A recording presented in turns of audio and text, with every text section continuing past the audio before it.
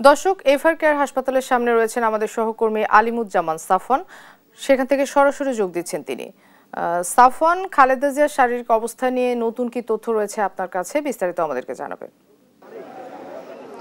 মোনা, সকাল থেকেই কিন্তু আমরা এবার কেয়ার হাসপাতালে অবস্থান করছি এবং বেগম খালেদা জিয়ার যে শারীরিক পরিস্থিতি সেটি অপরিবর্তিত রয়েছে। অর্থাৎ গতকাল রাত থেকে আমরা যেটি আসলে জানিয়ে আসছিলাম যে তিনি সংকটাপন্ন অবস্থায় এবার কেয়ার হাসপাতালের সিসিউতে চিকিৎসাধীন রয়েছেন এবং এখনও কিন্তু আসলে তিনি এখানে চিকিৎসাধীন রয়েছেন তার মেডিকেল বোর্ডের তত্ত্বাবধানে। এবং এখানে ডাক্তাররা সার্বিকভাবেই তার যে উন্নত যে চিকিৎসা ব্যবস্থা সেটি তারা করছেন এবং তারা নানা বিভিন্ন সিদ্ধান্ত নিচ্ছেন, নিজেরা মেডিকেল বোর্ড গঠন করে বসছেন না, তার যে বিভিন্ন পরীক্ষা নিরীক্ষা করে তার শারীরিক যে পরিস্থিতি সেগুলো দেখা হচ্ছে এবং সেই অনুযায়ী যে ব্যবস্থা আসলে গ্রহণ করা প্রয়োজন সেগুলোই তারা করছেন। তবে সকাল থেকে আমরা আসলে এখানে যেটি দেখতে পেয়েছি যে নেতাকর্মীদের অবস্থান খুব বেশি ছিল না, তবে আসলে বেলা বাড়ার সঙ্গে সঙ্গে আমরা কিন্তু দেখতে পেয়েছি যে বিভিন্ন প্রান্ত থেকে বিএনপির বিভিন্ন পর্যায়ের যারা নেতাকর্মী রয়েছেন তারা কিন্তু এই এবার কেয়ার হাসপাতালে সেই মুহূর্তে ভিড় করছেন। এবং যদিও আসলে দলীয় পর্যায় থেকে একটি সিদ্ধান্ত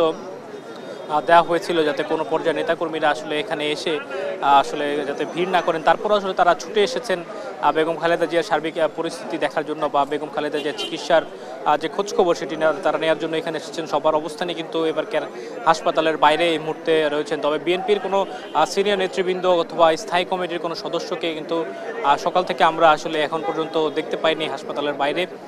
এছাড়া আমরা দেখতে পেয়েছিলাম এনসিপির নেতৃবৃন্দ তারা এসেছেন বেগম খালেদা জিয়ার খোঁজখবর নেওয়ার জন্য।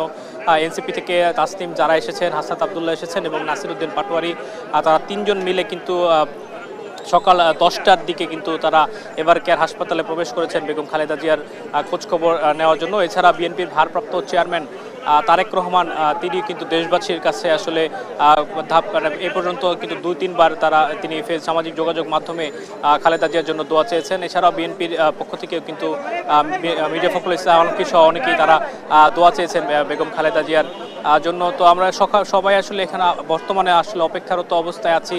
বিএনপির বিএনপির চেয়ারপারসন খালেদা জিয়ার চিকিৎসক বা বিএনপির কোনো সিনিয়র নেতৃবৃন্দ আসলে বিএনপির চেয়ারপারসন খালেদা জিয়ার সর্বশেষ শারীরিক যেই পরিস্থিতি সেটি আসলে জানাবেন হয়তো কিছুক্ষণের মধ্যে। আমরা আসলে সেই অপেক্ষায় রয়েছি মোনা।